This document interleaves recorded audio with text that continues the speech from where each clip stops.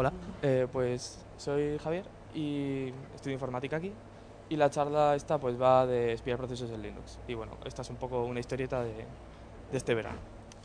Pues antes de este verano, como... Sí, vale, como veas, pues antes de este verano, como mucha otra gente, pues programaba, tenía fallos y los intentaba solucionar y seguía programando. Y este verano, pues fui becario de verano de una empresa que se llama Shopify y estuve haciendo una serie de cosas que me llevaron a otro flujo, que básicamente era debuguear el 99% del tiempo, seguir debugueando y decir qué está pasando. Entonces, bueno, como todos sabemos, bueno, o no, casi todas las cosas que hacemos con nuestros programas, o muchas de ellas, son llamadas al sistema, syscalls, ¿no? Entonces, pues, cada vez que interactuamos con network, ficheros, alocamos o dealocamos memoria, o usamos threads o mutex o cualquier otra cosa, a no ser que sean de otro tipo, pero normalmente interactuamos con el sistema operativo. Entonces, ¿qué pasa? Hay muchas veces que hay cosas que salen mal usando nuestros programas que hacen llamadas al sistema, que son, yo diría, la mayoría de ellos. Y entonces, pues, voy a hablar de cosas que me han pasado este verano relacionadas con esto. Entonces, pues, la primera es qué pasa o cuando un proceso se queda parado sin motivo aparente y cómo poder debuguearlo o ver qué está pasando. El segundo va de algo muy sencillo, que es escribir un fichero, pero ver que no está escribiendo nada. O que, por ejemplo, lo está escribiendo en otro lado. Por ejemplo, en servidores o clientes, que los sockets no reciban o envíen un solo byte. Que estén como si nada pasara por el cable, básicamente.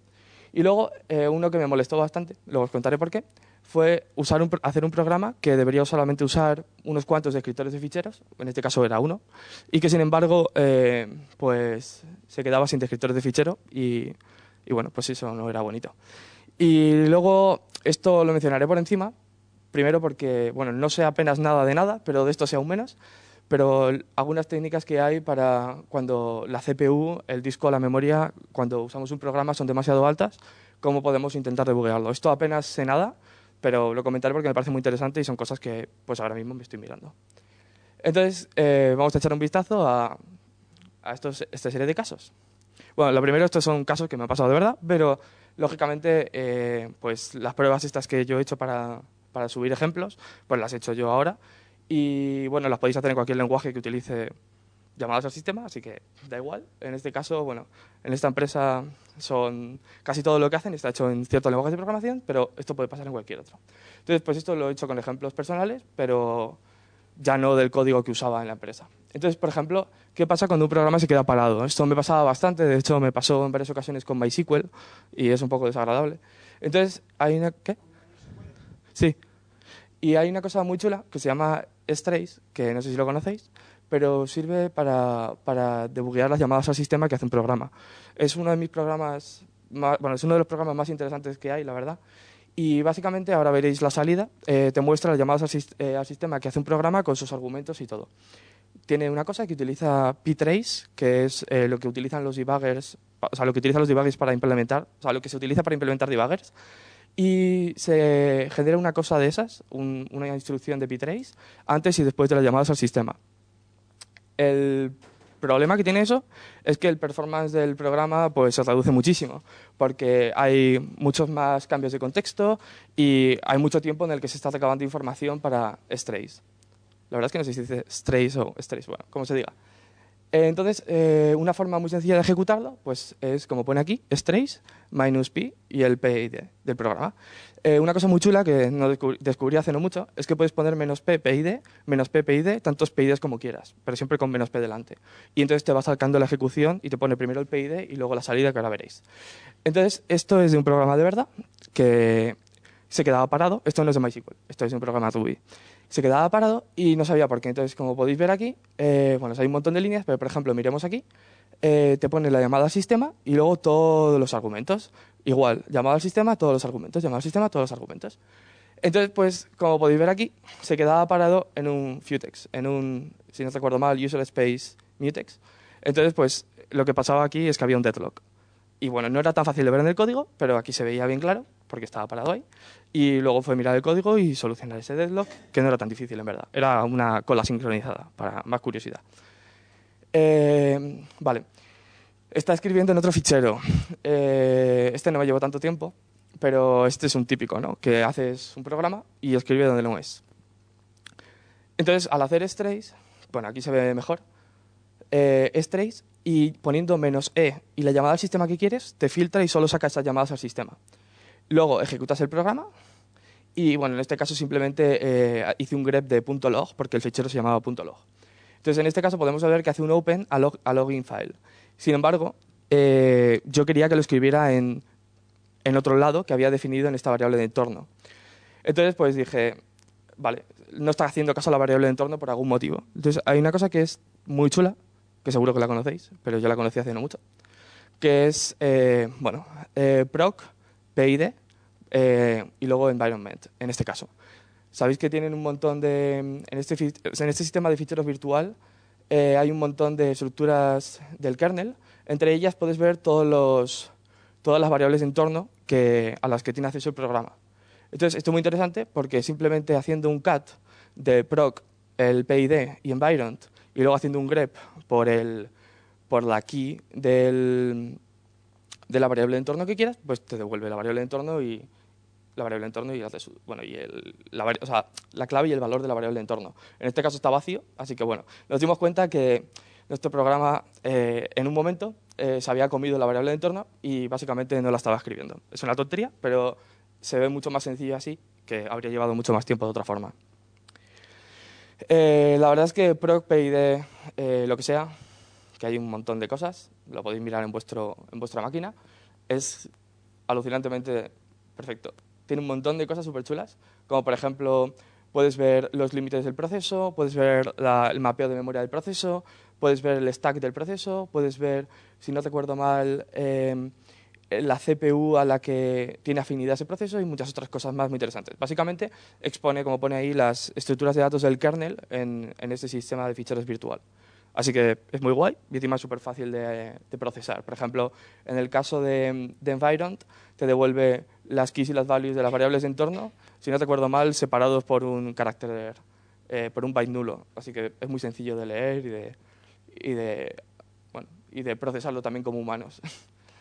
Bueno, el tercero es cuando tenemos un cliente, en este caso, que intentamos acceder al servidor y no funciona. Entonces, hay una cosa también muy chula, un programa que se llama ngrep, Network Grep, que es como si un grep sobre cosas de networking. Entonces, pues, como veis por aquí, por ejemplo, abrí una terminal, hice una SSH a github.com. Entonces, esto debería devolver, si no recuerdo mal, te dice, hola, estás autenticado, si todo va bien, y te dice tu usuario. Y al mismo tiempo, pues, hice un network grep del puerto 22, que es el de SSH por defecto. Entonces, lo normal que pasaría sería que mostrara los paquetes que se han ido enviando, que además luego los puedes guardar y los puedes ver con Wireshark, en plan más bonito, que te junte los paquetes y haga todas estas cosas de bajo nivel.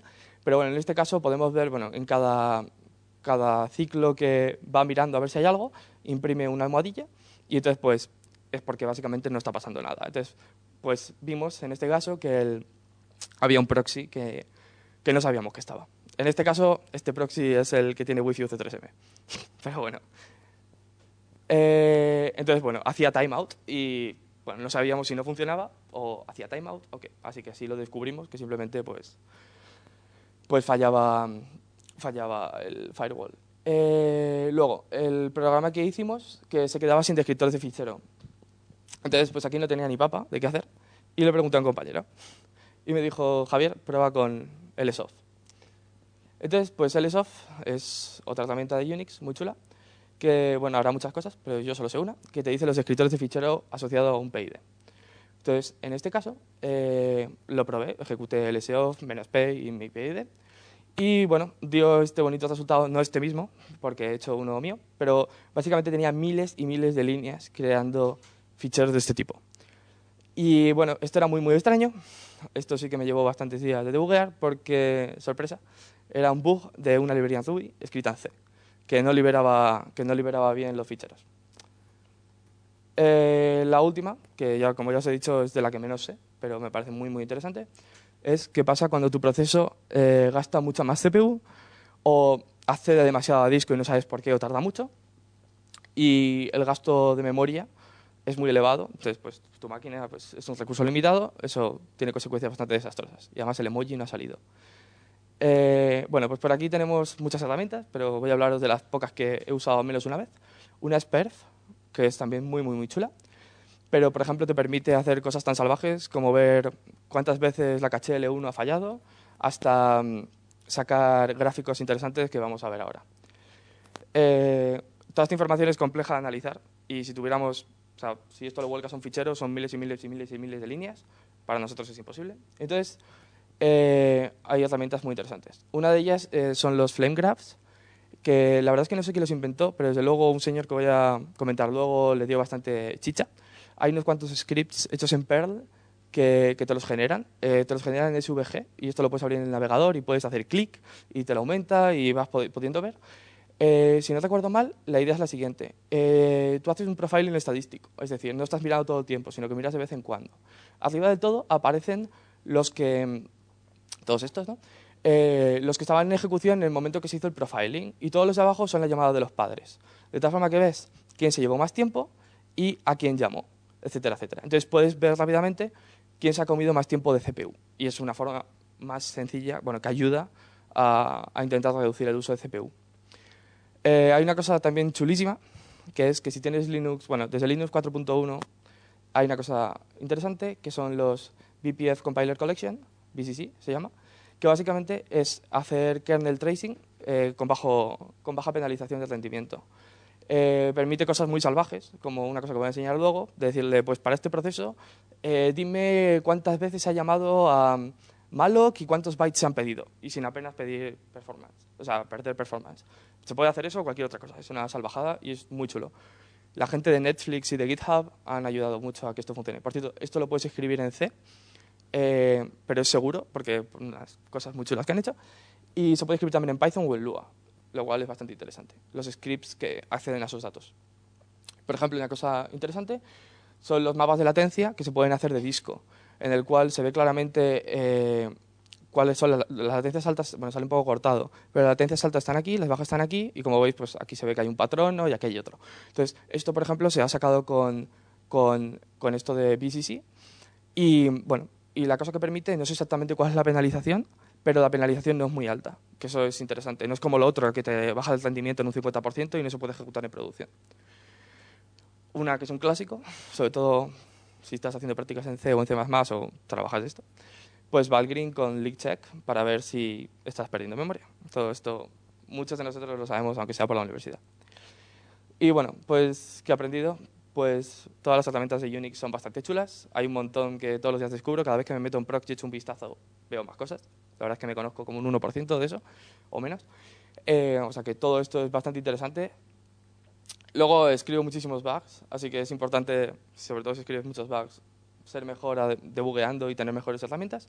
Y bueno, una cosa que aprendí allí por la fuerza bruta es que todo lo que puede fallar va a fallar y de formas asquerosas, pero eso a veces es divertido.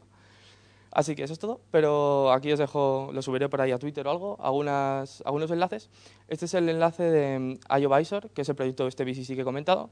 Luego hay una ingeniera de Stripe, Julia Evans, que habla muchísimo sobre estos temas, lo hace de forma muy interesante, tiene scenes y además, pues eso, os recomiendo que veáis sus presentaciones y tal. De hecho, me he inspirado en la estructura en ella porque es muy buena ingeniera. Bueno, la wiki de Perf. Brendan Gregg es un ingeniero de performance de Netflix. Tiene muchísimas, o sea, su blog es como infinito. Tiene millones de cosas. Ha hecho muchísimas cosas importantes por el BCC, por los... bueno, es el que hizo el script de Perl de los flame graphs y muchas otras cosas. Aquí tenéis algo de sintaxis de los Berkeley Packet Filters, que son interesantes también para todas estas cosas. Y luego las man pages, pues también están bien. Así que nada, eso es todo.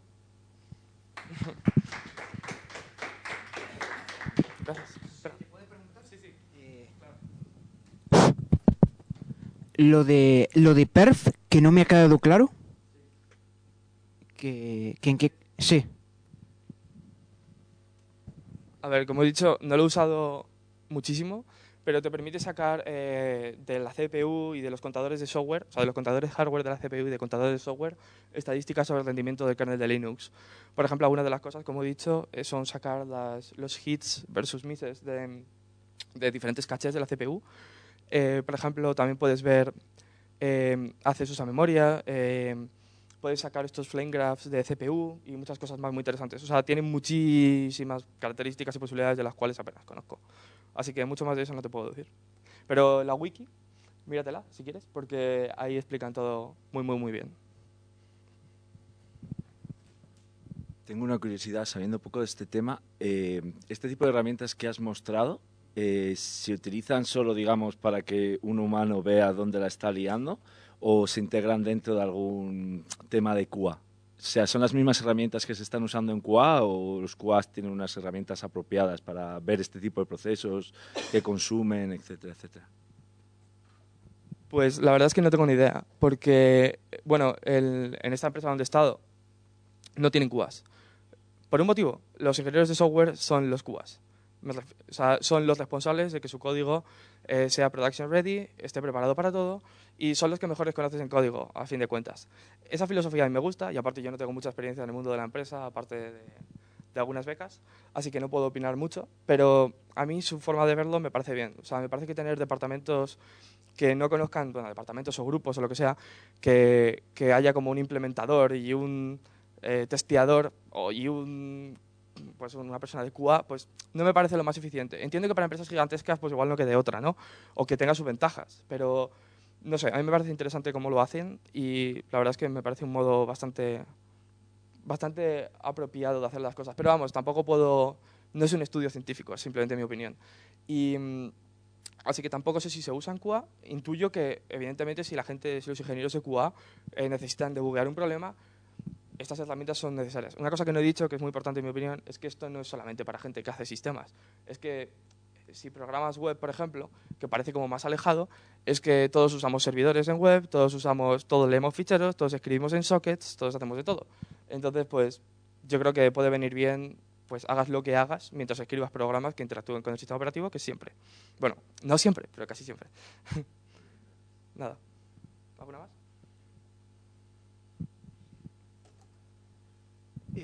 Al principio de las transparencias aparecía API. ¿Con API a qué te referías? Bueno, bueno, ya sabes, el acrónimo significa Interfaz de Programación de Aplicaciones y en este caso, sí, claro, y si depende cómo lo veas, probablemente algún purista podrá decir que no, o una persona que sepa más que yo, pero a fin de cuentas el sistema operativo, aparte de ofrecer muchas otras cosas, te ofrece una API para tus programas.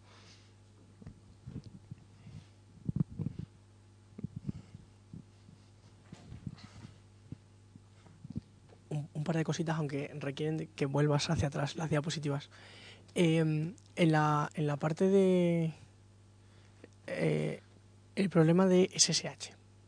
Sí. Es simplemente que no lo había visto bien, entonces No sé dónde estaba. ahí. Vale, realmente ngrep es grep. Casi. No. Vale. Sí. Pues ngrep es como, probablemente no sea exactamente igual, pero la idea es parecida a como si hicieras ¿cómo se llama? Espera. TCP-dump, exacto. Un TCP-dump y luego un grep. ¿Que tiene más cosas? Probablemente. Y le puedes pasar muchas opciones, como por ejemplo, analiza la interfaz 22, perdón, el puerto 22, tal interfaz. No analices el puerto 22, pero sí todos los demás. Tiene un montón de opciones así. Y es muy interesante porque normalmente, por ejemplo, en TCP-dump, que tampoco lo he usado tanto, lo he usado un par de veces. No me acuerdo exactamente las opciones, pero bueno, esto tiene la gracia que te hace el grep. Espera. No, en la parte esta que has comentado de /proc, /pid. No sé dónde estaba, la verdad. Yo ahora mismo tampoco. ¿No está por aquí? Creo que estaba antes.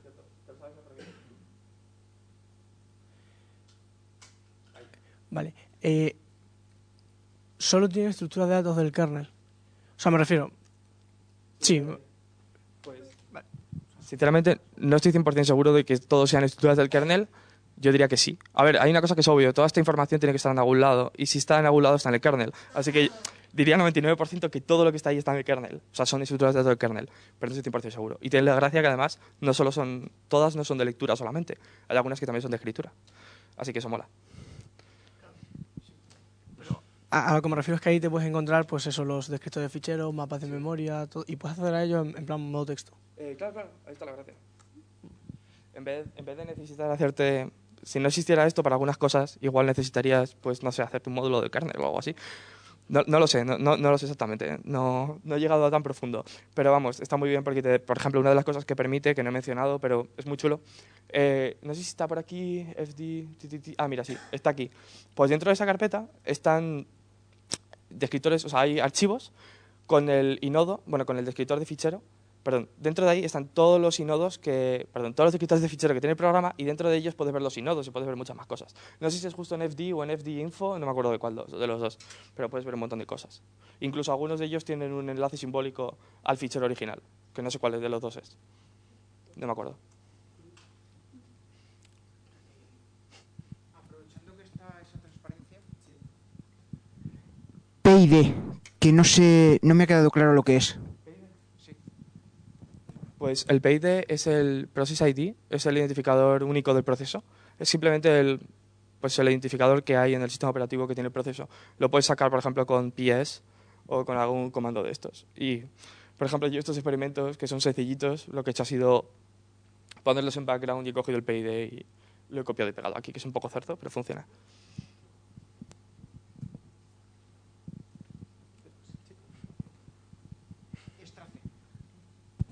Estrace. Sí, pues sirve para ver las llamadas al sistema que hace un programa. Por así decirlo, espía, que de ahí viene el título de la charla. Bueno, muchas de estas cosas lo hacen. Espía qué llamadas al sistema hace tu programa, te las imprime y te dice todos sus argumentos.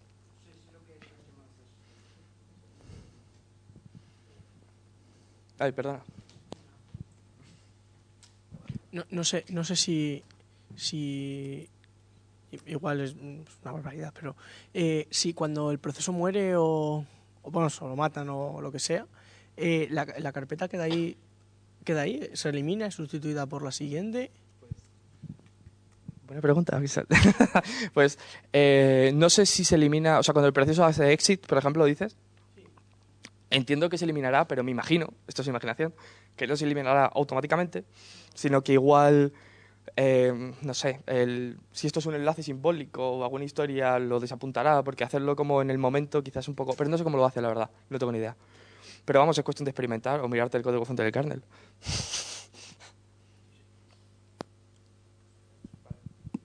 Pues eso es todo. Ay, vale, perdona. Sí, sí, claro. Vale. VFS, ¿qué ha aparecido antes? Pues en Linux está el concepto de Virtual File System, sistema de ficheros virtual. Vale, pues eso.